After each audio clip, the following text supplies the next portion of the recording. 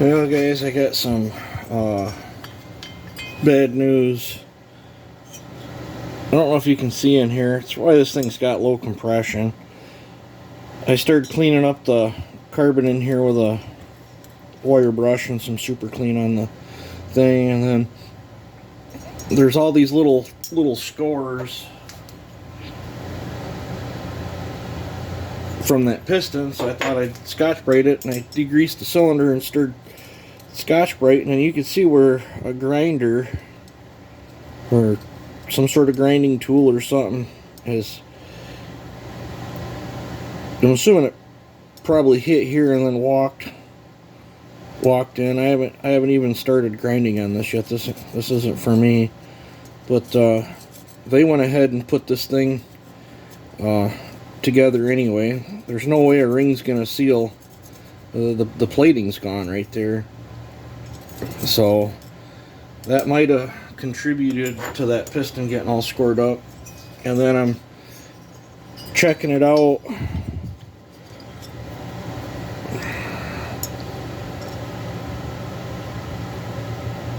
I'm trying to get you guys see right there. This has a big crack in it and the plating's coming off.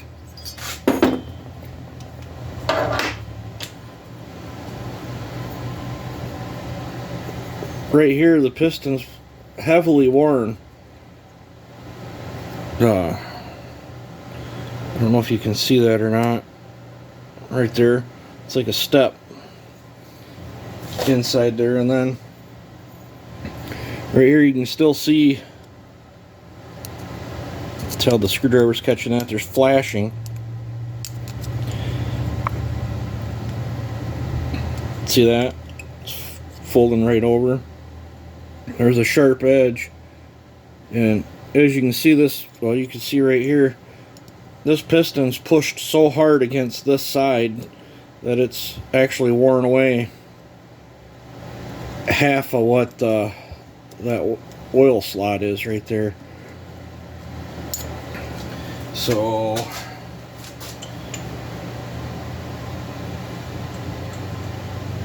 I'm not sure what's up with that, but it shouldn't be touching on. Let me take you over here. I think these things are just not built good at all. See, like, I got the caps on here. I got plenty of play in there. Why is this piston pushing over so hard on, I don't know where that went. That just, oh, it fell in the piston. Why is that piston pushing so hard on these thrust washers? Is that bore even centered in there? So the connecting rod still feels fine.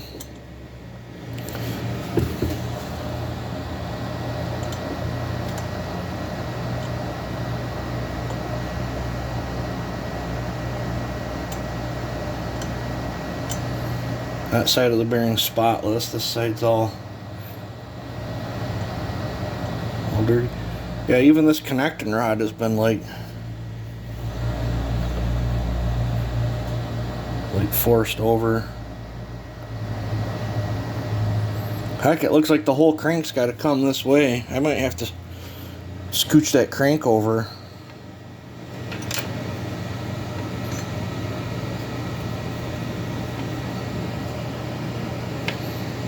It's super tight up against this side, and there's a huge gap on this side. I might have to nudge that crank over. Wonder if that's what's...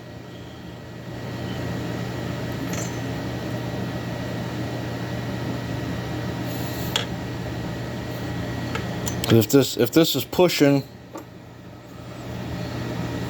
yeah, I'm gonna have to nudge the crank over, guys. Crank's not centered in there. Gotta love Chinesium. But needless to say, I don't feel comfortable doing any work to this cylinder with it looking like that. I think this thing needs a new piston and cylinder, so I'm gonna have to do some some looking and some investigating and see if I can find a replacement cylinder for this thing. Seems like whenever I go to do something for to give away or whatever, I end up gotta sinking more money into it than I wanted to. I just, with the scuffs in the plating, that crack in there, with the piston already being all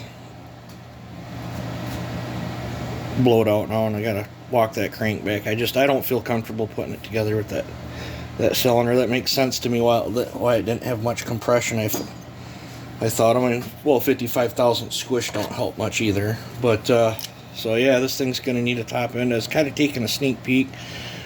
Maybe you guys can know. I can get a clone 5800 or whatever. It looks just like this, but I guess it's 58 cc's. It's 52, or no, it's 45.2 millimeter bore is what eBay's advertising the 58cc one. Can I just throw a 58cc top in? I can get the whole top end with piston and gaskets and everything for like $26. I'm thinking about going that route. Just nudge the crank over, then port the new cylinder, and just up the cc's on this a little bit. If I gotta, it's the same price whether I get this 45cc one or the 58cc one. I think there's some bigger cc ones too, but I don't want to get into changing a crank on it. I'm hoping I can just go from 43 millimeter. I think that's what this is 43 millimeter.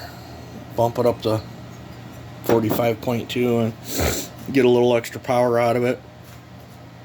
Let me know what you guys think. Let me pause you for a second.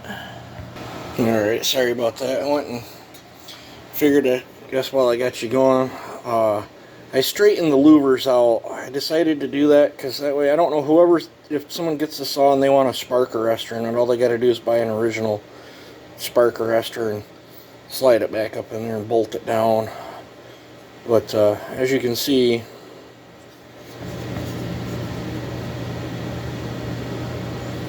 she'll flow. But I brazed it all back together. Just put a nice fresh coat of high temp paint on it.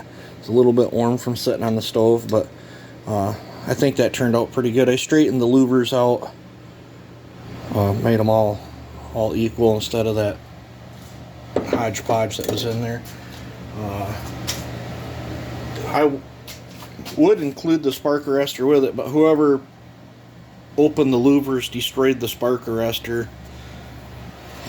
So I'm not going to buy a spark arrestor. I think you can get them out there. Shoot, as far as that goes, you could just cut a piece of screen down, slide it up in there, and then put 2 washers on it. It's about all the original one was anyway. But, yep, so I'm going to have to... it's really scary. I was looking at it said allow... in the item description, it said allow 1 to 3 millimeter variance due to manual measurement on ordering the parts. That is downright scary, because I could order the 45.2 one and they could send me a 43 one and it would fall in their item description. So if they won't center the crank, I mean, that tells you their quality control right there. I'm gonna have to nudge this crank back this way. I'm hoping I won't have to tear it apart. I'm hoping I can just put a socket on the flywheel and set this up in the press and just nudge it.